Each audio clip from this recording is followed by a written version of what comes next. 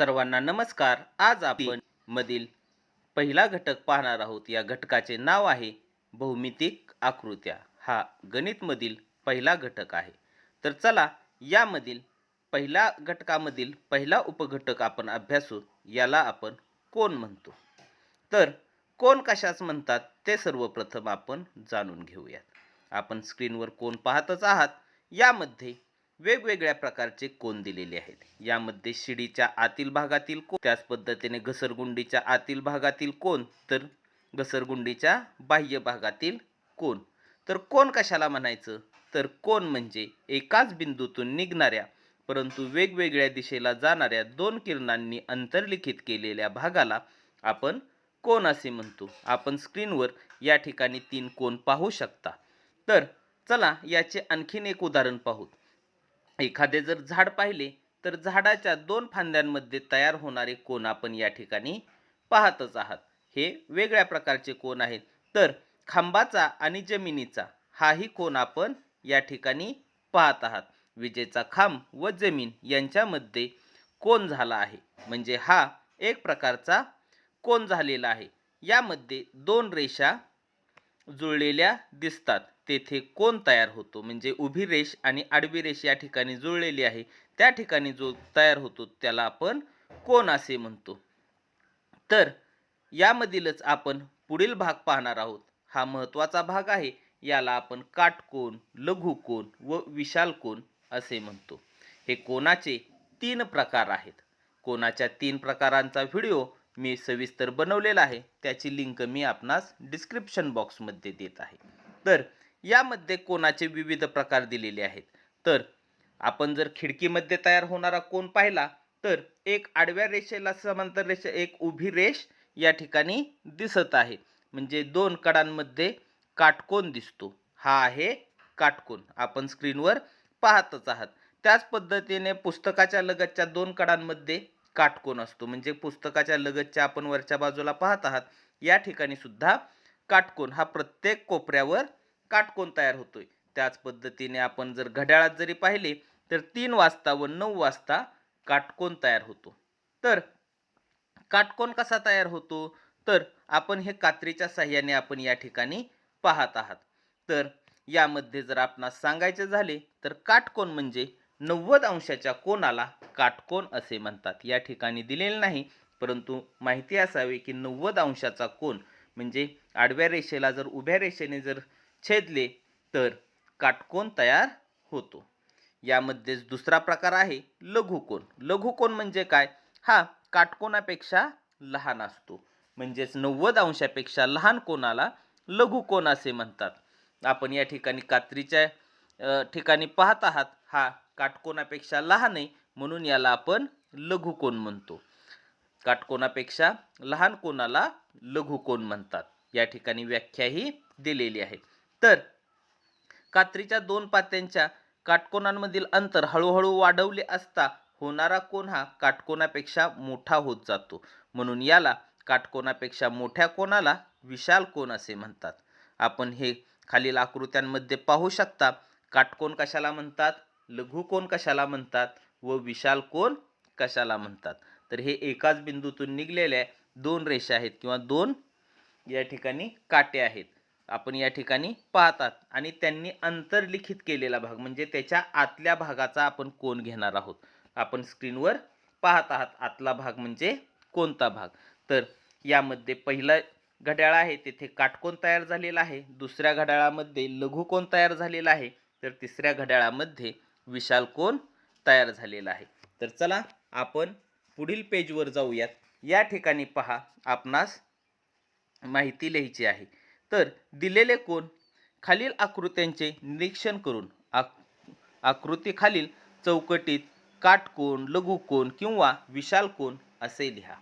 म्हणजे हे कोन कोणते आहेत ते आपणास या ठिकाणी लिहायचे आहे.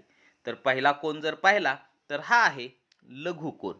हा काटकोनापेक्षा लहान आहे म्हणून याला लघुकोन म्हणतात. दुसरा आहे काटकोन, कारण हा 90 अंशाचा किंवा याला उभय छेदले आहे म्हणून हा 90 अंशाचा आहे, याला आपण काटकोन म्हणतो. तिसरा आहे 90 अंशापेक्षा मोठा आहे म्हणून याला आपण विशाल कोन म्हणतो. या चौकटीमध्ये आपण ती नावे भरतच आहोत. तर तिसरा कोन आहे, या कोनालाही आपण विशाल कोन म्हणतो कारण हा 90 अंशापेक्षा आहे. तर पाचवा कोन हा लघु कोन आहे, तो 90 अंशापेक्षा कमी आहे म्हणून आपण याला लघु कोन म्हणतो. तर चला आकृतीमध्ये पहा, खाली दिलेले ठिपके जोडून काटकोन तयार करा. या ठिकाणी वेगवेगळे टिपके जोडून आपण काटकोन तयार करायचे आहेत. मी या ठिकाणी हे टिपके जोडत आहे आणि यामधून मी काटकोन तयार करत आहे. आपण स्क्रीनवर ते तयार केलेले काटकोन पाहूही शकता. अशा पद्धतीने आपण हे टिपके जोडून काटकोन तयार केलेले आहेत. तर चला यापुढील पाहूयात, खाली दिलेले टिपके जोडून लघुकोन तयार करा. आपण स्क्रीनवर पाहत आहात, लघुकोन म्हणजे 90 अंशापेक्षा लहान कोन. आपण या ठिकाणी टिपके जोडून लघुकोन तयार करत आहोत. अशा पद्धतीने आपण 2, 4, 6 असे कितीही टिपके जोडून तो 90 अंशापेक्षा कमी किंवा काटकोनापेक्षा कमी कोन करून आपण या ठिकाणी लघुकोन तयार केलेले आहेत. आपण ही या ठिकाणी अनेक लघुकोनाच्या आकृत्या काढू शकता. तर तिसरा आहे, खाली दिलेले ठिपके जोडून विशाल कोन तयार करा. या टिपक्यांमध्ये आपण विशाल कोन तयार करायचे आहेत. मी आपणास या ठिकाणी विशाल कोन काढतच आहे, तेही आपण या ठिकाणी पाहू शकता. यामध्येही आपण कितीही टिपक्यांचा वापर करू शकता, परंतु येथे विशाल कोन होणे गरजेचे आहे. विशाल कोन म्हणजेच काटकोनापेक्षा मोठा कोन किंवा 90 अंशापेक्षा मोठा कोन, याला आपण काय म्हणतो तर विशाल कोन. तर आपण जर पाहिलं तर हाताच्या कोपऱ्याजवळ काटकोन, लघुकोन, विशाल कोन करून एकमेकांनी केलेले कोन तपासा. म्हणजे आपण मित्रांमध्ये हातामध्ये ज्या पद्धतीने लघुकोन, काटकोन व विशाल कोन अशा तिन्ही प्रकारचे आपण कोन तयार करू शकता. तर चला आपण पुढील भाग पाहूयात. यामध्ये काय विचारलेले आहे तर हे आहे वर्तुळ. यामध्ये वर्तुळामध्ये काय काय आहे ते पहा. तर वर्तुळ कशाला म्हणायचं तर बांगडी, सायकलचे चाक, त्याच पद्धतीने बैलगाडीचे चाक यांना आपण वर्तुळ म्हणतो. तर वर्तुळामध्ये काही संकल्पना आहेत, त्या म्हणजे वर्तुळ केंद्र, त्रिज्या, व्यास, जीवा, हे काय काय आहे ते आपण या ठिकाणी पाहणार आहोत. तर सर्वात प्रथम आपण जीवा पाहू. जीवा कशाला म्हणायचं, यामध्ये आपण वर्तुळ काढलेले आहे आणि यातील एका वर्तुळास कागद घेऊन त्याला चित्रात दाखवल्याप्रमाणे घडी घाला. घडीने झालेली रेघ पेन्सिलने गिरवा. ही रेघ म्हणजे वर्तुळाची जीवा. आपण या ठिकाणी पाहू शकता, ही आहे वर्तुळाची जीवा. तर वर्तुळाची जीवेची जर आपणास व्याख्या करायची झाली तर वर्तुळाची जीवा कशाला म्हणतात तर वर्तुळावरील कोणतेही दोन बिंदू जर आपण सरळ रेषेने जोडले तर त्या रेषेला आपण जीवा असे म्हणतो. या ठिकाणी वर्तुळावरील 2 बिंदू सरळ रेषेने जोडलेले आहे. ही झाली व्याख्या, परंतु या ठिकाणी व्याख्या न देता आपणास कागदाच्या पद्धतीने समजून सांगितलेले आहे, याला आपण जीवा म्हणतो. तर या जीवा कितीही वर्तुळामध्ये काढता येतात. ज्या पद्धतीने आपण कागद मोडेन त्या पद्धतीने असंख्य जीवा आपण या ठिकाणी काढू शकतो. तर चला दुसरा आहे व्यास. जर एखादे वर्तुळ कागद घेतला आणि तो मधोमध असा दुमडला की त्यापासून होणारी रेषा याला व्यास म्हणतात. या ठिकाणी दिलेले आहे. आता दुसऱ्या वर्तुळाकार कागदाचे 2 अर्धे भाग होतील अशी घडी घाला. घडीने दाखवलेली रेघ पेन्सिलने गिरवा. ही रेघ म्हणजे वर्तुळाचा व्यास.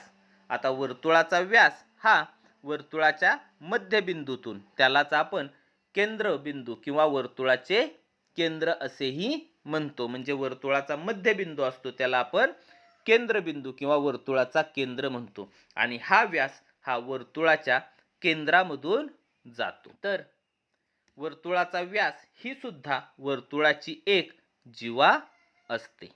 आता सर्वात मोठी जीवा म्हणजे व्यास. तर या वर्तुळाची संपूर्ण माहितीचा व्हिडिओ आपण तयार केलेला आहे. वर्तुळाच्या व्हिडिओची लिंक आपण डिस्क्रिप्शन बॉक्समध्ये देत आहे. तर चला यामध्येच आपण त्रिज्या कशाला म्हणतात, तर आपण ज्यावेळेस व्यास तयार करतो त्यावेळेस त्याची आणखीन निम्मी घडी घातली की जी घडी तयार होते त्याला आपण काय म्हणतो, तर त्रिज्या. तर यामध्ये पहा, त्यानंतर कागदाचा पावभाग होईल अशी आणखीन एक घडी घाला. आपण या ठिकाणी कागदाचा पावभाग ही केलेला आहे, तुम्ही स्क्रीनवर पाहू शकता. आणि जेव्हा कागदाचा पावभाग केलेला आहे तेव्हा जो बिंदू मिळतो वर्तुळाचे केंद्र किंवा वर्तुळ मध्य असतो. या ठिकाणी आपण स्क्रीनवर पाहू शकता, हा आहे वर्तुळ मध्य किंवा वर्तुळाचा केंद्र. तर या घडीमध्ये वर्तुळाचा मध्यबिंदू आपण घेतलेला आहे. हे नाव दिलेले आहे. वर्तुळावर कोठेही प बिंदू घ्या, पट्टीने प ही रेख काढा. प ही वर्तुळाची त्रिज्या आहे.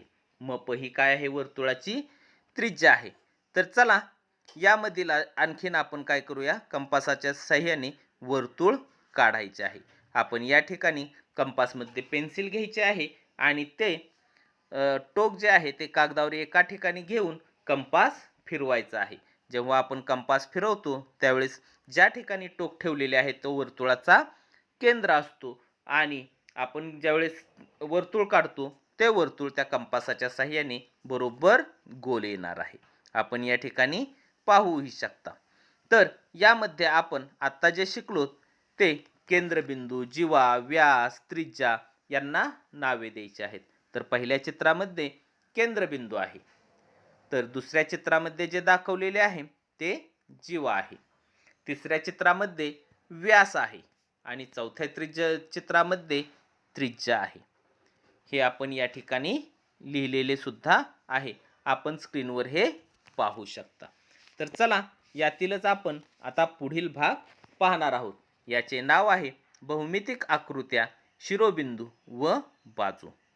यामध्ये आपण स्क्रीनवर पाहत आहात भौमितिक आकृत्या, शिरोबिंदू व बाजू. खालील आकृत्यांचे निरीक्षण करून तक्ता पूर्ण करा. हा तक्ता आपण पूर्ण करायचा आहे. यामध्ये जर पाहिलं तर आकृत्यांचं नाव द्यायचे आहे. तर पहिले आकृतीचे नाव आहे आयत, आपण या ठिकाणी लिहित आहोत. तर खालील दोन जे आहे कडांची संख्या 4 आहे तर कोपरे 4 आहेत. पुढील आकृती आहे चौरस किंवा याला आपण चौकोनही म्हणतो. तर याची कडांची संख्या आहे 4 व कोपरे सुद्धा याला आहेत 4, आपण ते स्क्रीनवर पाहूही शकता. तर तिसरी आकृती आहे त्रिकोण. यामध्ये कडांची संख्या आहे 3 तर कोपरे आहेत 3. तर चला यामध्ये आपण आयत म्हणजे काय ते पाहू. तर आयताला 4 कडा म्हणजे 4 बाजू असतात. जिथे 2 बाजू मिळतात त्या बिंदूला शिरोबिंदू म्हणतात. खाली दिलेल्या आकृतीत आपण ते शिरोबिंदू ही पाहू शकता. तर अ, ब, क, ड हे 4 काय आहेत, शिरोबिंदू आहेत. तर अ, ब, क, ड व ड या काय आहेत, बाजू किंवा यालाच आपण कडाही असे म्हणतो. आणि आपण जर या आयताला पाहिले तर आयताचे प्रत्येक कोन हा काटकोन असतो, हेही व्यवस्थित लक्षात घ्यायचं. तर चला पुढील आकृती पाहू. याला आपण चौरस म्हणतो. चौरसाला 4 शिरोबिंदू असतात. या ठिकाणी आकृतीत आपण पाहू शकता प, म, र, स हे काय आहेत, 4 शिरोबिंदू आहेत. तर चौरसाचा प्रत्येक कोन काटकोन असतो. त्याच पद्धतीने चौरसाच्या 4ही बाजू समान असतात.